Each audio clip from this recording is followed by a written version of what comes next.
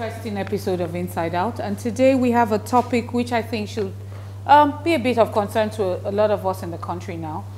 If you've noticed the trend in society today, the word baby mama has crept into our dictionary. And the question is, what has happened to our marital values? You have been married for 29 years, and I'm sure that in between that time, you have had your ups and downs and all that has gone wrong in marriages. Are we getting something wrong? Nothing is wrong in the marriages, but what I would just say is the couples does not understand each other properly. How long was your courtship for? My courtship is not just for about 2 years. 2 years? 2 years. That's a long time, isn't it? Yes. But you think that was part of the reason why your marriage is lasting? No, you need to understand each other properly. Okay. That understanding is there. And you must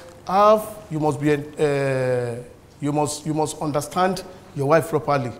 And at the same time, try to ignore her wrongdoings. It's not everything she does that you have to take offense on. As a man? As a man. Mostly you must endure her, because most of the things that is happening today is that we cannot endure ourselves and we cannot tolerate ourselves. So there's a lack of patience. Lack of patience, thank you. You can't, everything in life is give and take. Nobody is perfect. Let me ask you, what prompted you to get married? Well, I've always wanted to have a family. Yeah, growing up as a young man, I've always been passionate about family. Unfortunately, my passion was born out of pain. I was in a relationship before I met this woman I married, and I'd finished marriage counseling. We had fixed date for a wedding, and the lady said she didn't want to marry me anymore. Wow. Yeah, so I was heartbroken, and I had a recoil. So you know what I mean by recoil. I forgot about marriage and everything. But because I always wanted to get married and have a family of my own, I think 3 years after, I began to have the desire again. So I went to God in prayer. And God said to me, don't talk about marriage with me anymore. When you are ready, I will give you a wife. When you are doing what I've called you to do and you are serving me, I will give you a wife. So at this point, I was a music minister in Hope Hall, Jim Odutola, Redeemed Christian Church of God, at Jim Odutola. I was the head of the choir, so I put up an advert, the bulletin, for people to join the choir. So when they came to join the choir, they were being introduced to me one after the other. So this particular lady came, shook hands with me. That's the one I was asking. So I shook her hands, and I didn't want to leave her hand. And everybody said, Pastor, okay, leave her alone now. And I was embarrassed. and I left her, but I knew she was my wife. There was a connection. You know? From the...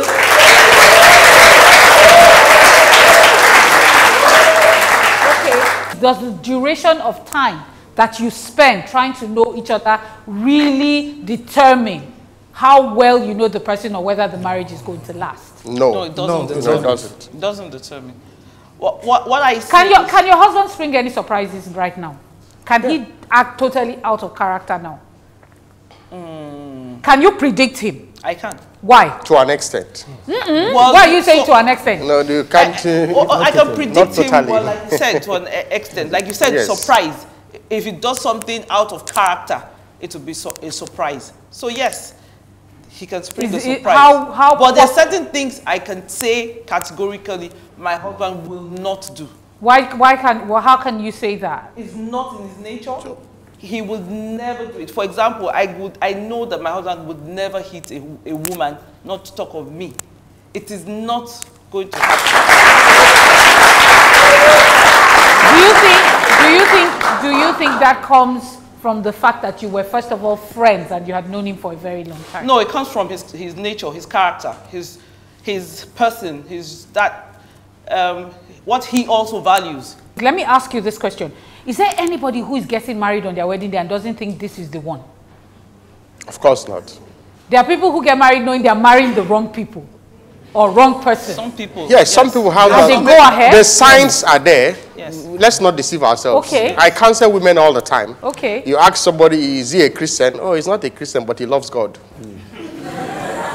How do you equate that? And if you don't agree, you become enemy of progress. If you don't agree with them on that part, you become enemy of progress. Okay. So I believe that even when you are dating somebody as friendship, there will be signposts here and there. But some choose to just ignore it because of what they want to do ceremony, you know. Okay? You see, marriage is not a fluke, as it were. Good marriage is not a fluke. It's work. So even sometimes, you are not mind the person because you are thinking, oh, it's going to be wonderful, you know. It's a step of faith. It's stepping out on nothing but sure to land on something. So marriage is risky. Marriage is a risky venture. And that's what we Christians call a step of faith. The world calls it risky. Mr. Kingsley, let me ask you the question. Is it possible for a man to be faithful in a marriage? It is possible. It is? Yes. Does it happen? Yes, of course. I'm faithful. But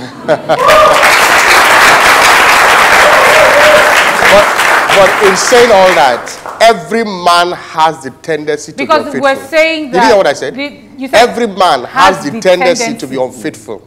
To be unfaithful? Yes. Yes. So it now boils down to commitment and the fear of God.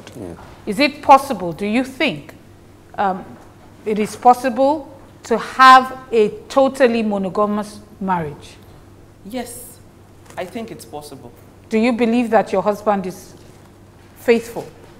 I would not say yes, but I think it's possible to have a monogamous marriage. Because when you say I will not say yes, and the truth of the matter is that if you ask a lot of women here who are married, they'll probably answer same as you. Most would, because that is our psyche. That is what we are trained to believe, that it is acceptable.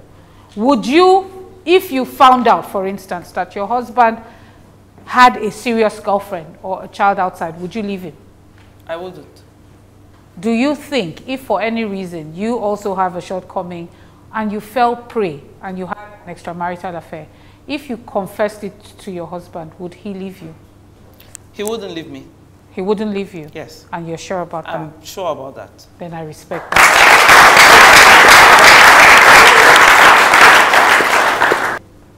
Mr. Shidele, yes. You wanted to say something? Right from the day I got married. Yes. My father got married to 3 wives. Okay. And I have vowed that I am only going to stick myself to only one woman in my life. And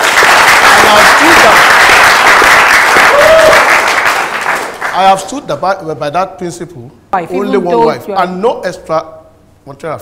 Wow! Confirming that. I'm confirming that. But you know, you must always have trust in each other. The two couples must have trust in each other. Like Madam really said, and prepare yourself for every day. If my wife cheats on me, I won't be there. If I cheat outside, she won't be there. But one thing is certain, the fear of God. So let everybody always know that the conscience will judge he or her. Okay. Well, you know, the good part is that when you listen to all this, then a lot of us can learn why your marriages are working. Now, there's a new trend in society that I would like us to talk about, which is what I said, baby mamas and baby daddies, where women don't seem to think there's a big deal in having children. In fact, they prefer it.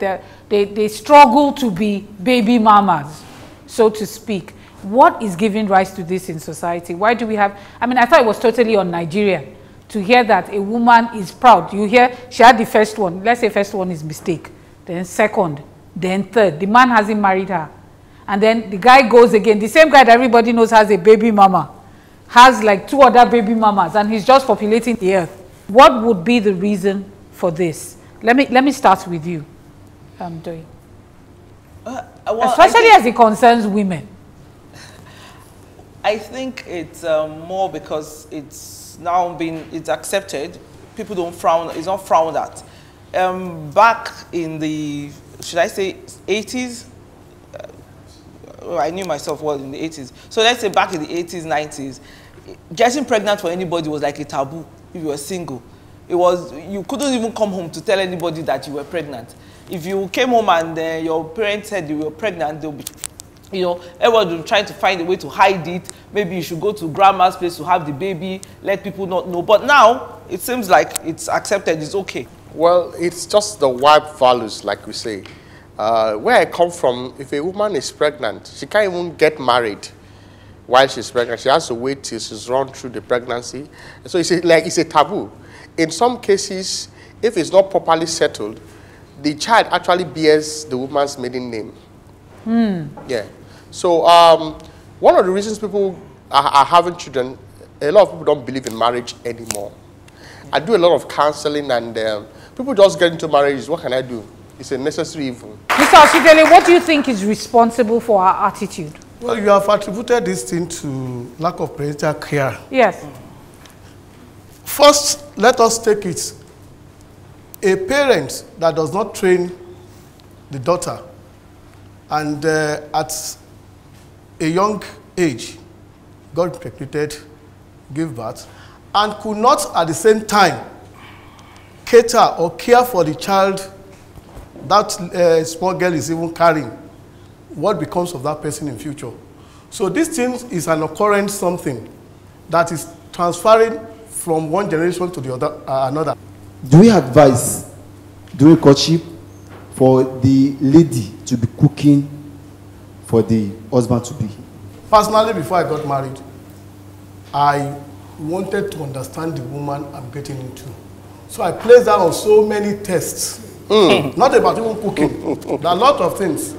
I don't say anything wrong in I have proposed to marry you and you are coming home to cook for me. I want to feel you. I want to know how you can cook. It's not only about cooking alone. Because I want to know the kind of woman you so that she doesn't enter the house and start to use the back of spoon to stomp. I have a question. There's an experience I have of a neighbor who got married. Then they'll be using Maggi cookbook. No! Before she gets home, she'll have gone to the fast food, put food in the cooler, bring it home. And the husband she's married to is from Edo area. He's a typical native person that wants to be eating aku all the time. She understand? Each time the lady, what she can do best is frying plantain and egg for the husband. And the husband does not like it. So at the end of the day, the marriage will pack up. But question I'd like to ask is, are you marrying the person because they know how to cook? Yeah. What if shouldn't the person know how to cook? It's part of the element. It is not as if let me just say something. What if you know how to cook? Can you not teach the person how to cook? My mom once told me a story. She comes from a very large family. One mother, but very large family. Lots of cousins. So cooking was just get all the things into the pot, put the meat, just let it go. Like Yoruba people call it bonwowo, and then the stew is ready. And when she got married, that was her style of cooking. And my father was like, no, I can't, this is not working. This is how my mother cooks. You fry the pepper. So you can teach the person what you like. Normal. That makes the woman to be subject to the man that I don't know how to cook. Then the husband will now know that, okay, what I'm marrying, I know.